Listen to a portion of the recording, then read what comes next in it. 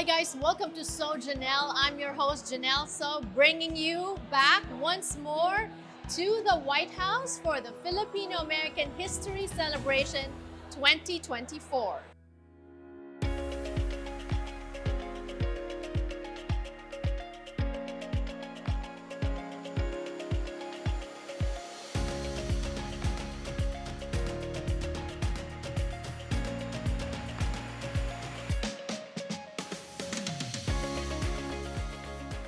This is obviously a very special day for all of you here to celebrate Filipino History Month. It's also a historic day for me because this is the first time I'm wearing a barong.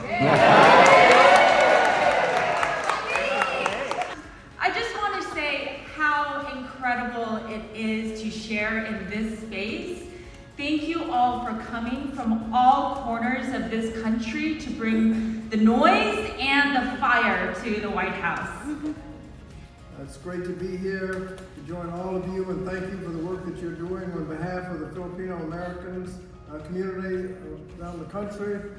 I have the privilege of representing a rich and vibrant community in the Hampton Roads area. How many people are here from Southeast Virginia? Woo! Yay! I'm proud to celebrate this month with each and every one of you. As many of you may know, I have the proud distinction of being the first American with Filipino ancestry to serve as a voting member of Congress. Of serving the Biden-Harris administration since 2022, and it has meant the world to me to be a Phil-Am here at the White House and working in public service generally. I've attended Filipino American History Month events since their inception during the Obama administration, when Jason, Billy started it, and each time I'm reminded of how far our community has come. Every October we gather to celebrate Filipino American History Month. It is a time to honor our past, reflect on our present contributions, and look forward to an even brighter future. So a special thank you, and we can't thank them enough. Our friends at the Filipino American National Historical Society for their relentless efforts in preserving and sharing our stories, ensuring that our history lives on for future generations. I think they deserve one more round, y'all.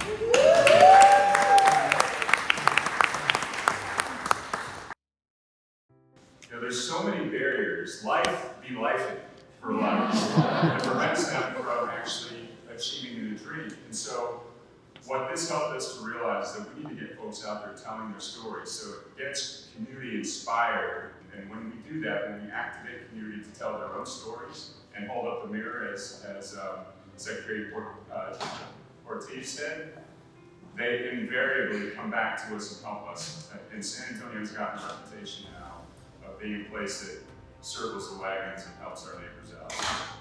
So when it comes to leveraging community relationships, we Filipinos about to turn 10.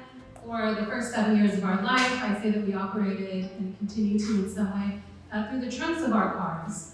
And when we get that call, statewide or nationally, in the issue and in the case of Angelo Quinto, and his untimely death during an episode of having a mental health crisis, we activated our grassroots networks for We Filipino, being a contributor and being a helper when those calls are made, to organize testimony. We have 400 Filipinos X and O's from across the country moving from a personal space of that could have been my cousin, that could have been my brother, that could have been my best friend, who in a moment when he needed warmth and embrace was met with brute force during a 911 call, and helping our community galvanize around showing the Quinto Collins family that they were not alone.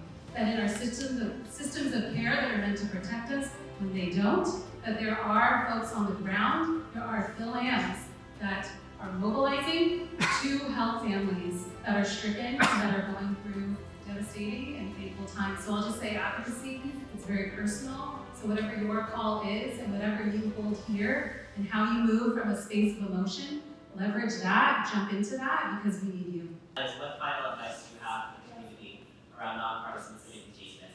Learn from those that have preceded us. They paved the way for us, and certainly hopefully these folks will follow suit. Democracy is a participatory sport, and don't take for granted that it's going to be here for you if you don't participate.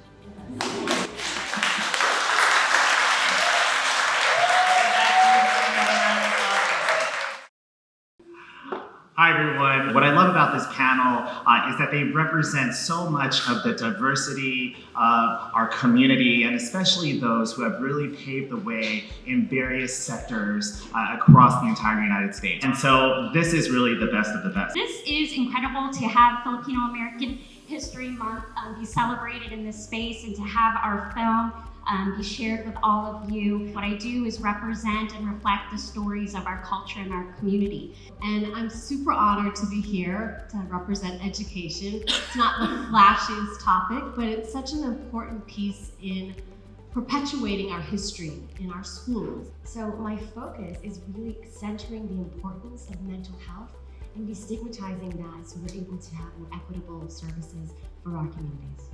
Opening my business, I was really saddened about leaving a profession that I really love, but really understood that as a small business owner, and also doing a business that really highlighted our culture and our cuisine, I wanted to bring education into that world.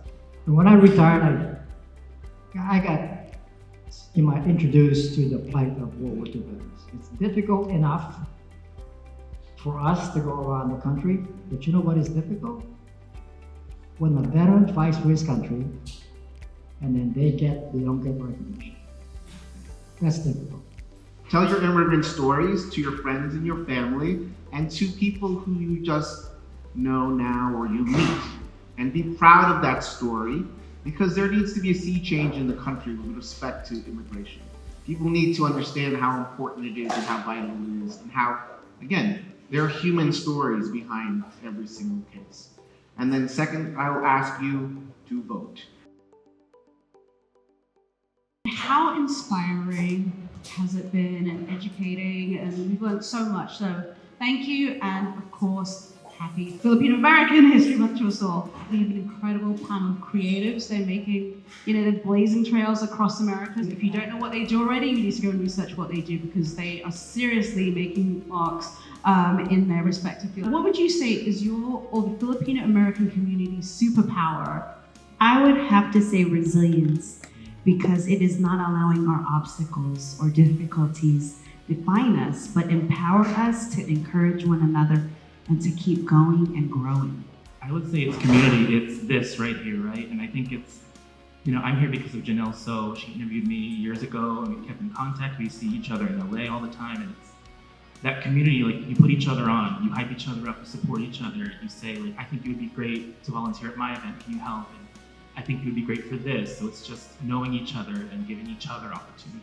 I'm really honored to be here because I started online, and I had to escape and pretty much immigrate my identity to being online, and to cultivate the spirit that I learned from my Filipino culture, to build digital equity of what it means to be myself. In a way, I was able to illustrate this character that is known today on the internet as Patrick Stars, as gay, flamboyant, makeup artist to millions of people over the last 11 years that I've been online, and I think that's because of the Filipino spirit that I've been able to bring.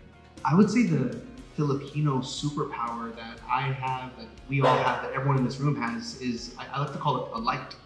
When a Filipino enters your life, regardless of what occupation or what scenario that you meet a Filipino, everyone remembers that person. They remember the positivity, they remember an impact, and they strike a chord, a visceral chord within every single person. If we all have a superpower here, it's that we bring a light to every room and relationship and interaction that we come across.